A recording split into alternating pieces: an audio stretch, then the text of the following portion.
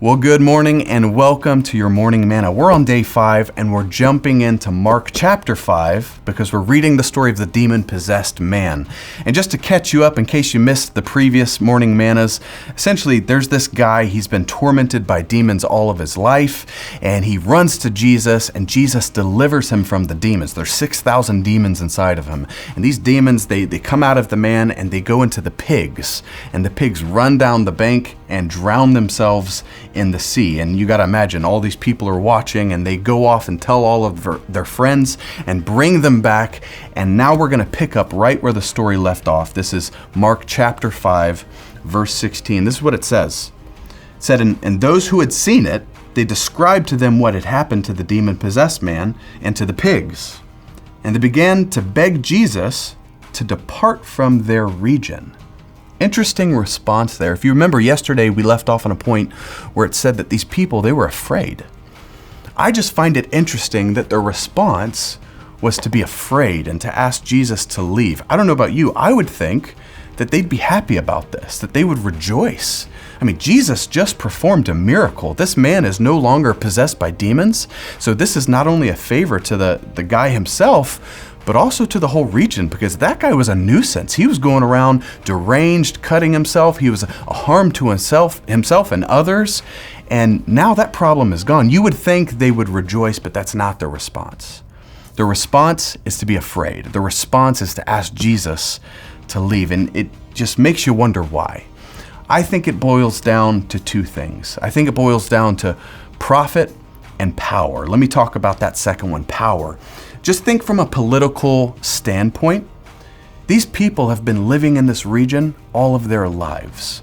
And really the name of the game is whoever is the most powerful, whatever empire has the most power, those are the people who take over. Those are the people who dominate and govern that region. So currently it's the Roman Empire that's in charge, but before them it was a different person, and before them it was a different person. And so again, history just kind of goes on where whoever has the most power, they will take over. And so now you've got these people. They're dominated by the Roman Empire. And by the way, the Romans were known to be pretty ruthless people. They were not cowards. They were not soft. They were pretty ruthless. And they couldn't even bind this man. They couldn't even subdue him. But now you've got this man, Jesus, who came and almost effortlessly was able to deliver this man. He was able to do the thing that no Roman guard or centurion could do. So you got to think from these people's perspective, they're wondering, is this the beginning of a new era?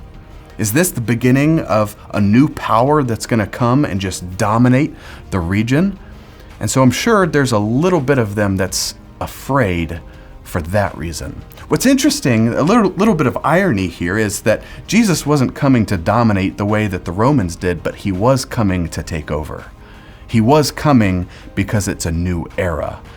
Obviously, they didn't see that, but I just see a little bit of irony there. But you know, the second reason that I feel like they're asking Jesus to leave is because of profit. And I don't mean like profit of the Lord. I mean like cash, profit.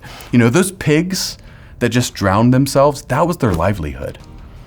And you got to imagine, like if that's their livelihood, imagine being a farmer and all of your crops were just taken out. That's cash out of your pocket. Well, that's what that meant for these people. All of those pigs, it said there were 2,000 pigs that drowned themselves. And now that's their livelihood that's gone. You got to imagine that if this were anybody else, those people would be angry. They'd probably want to arrest him and beat him and send him to trial, maybe even kill him, who knows.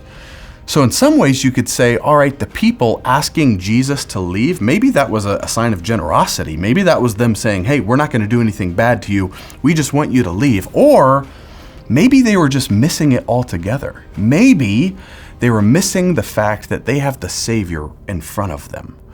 The answer to their questions, the deliverer who just performed a miracle, but they're more concerned about profit than the prophet. They wanted cash, not a Christ.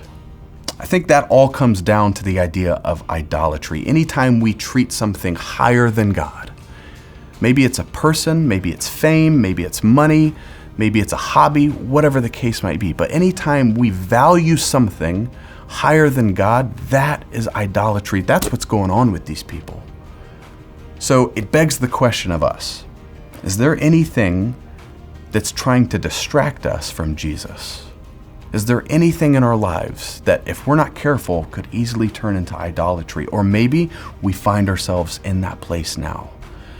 May we examine our lives and truly let go of all of those things. May Jesus be number one in our lives so that we don't fall into the same pit that they fell into. God bless you, Manna Church. Tomorrow, we're going to finish this story on day 6 of your Morning Manna. See you then.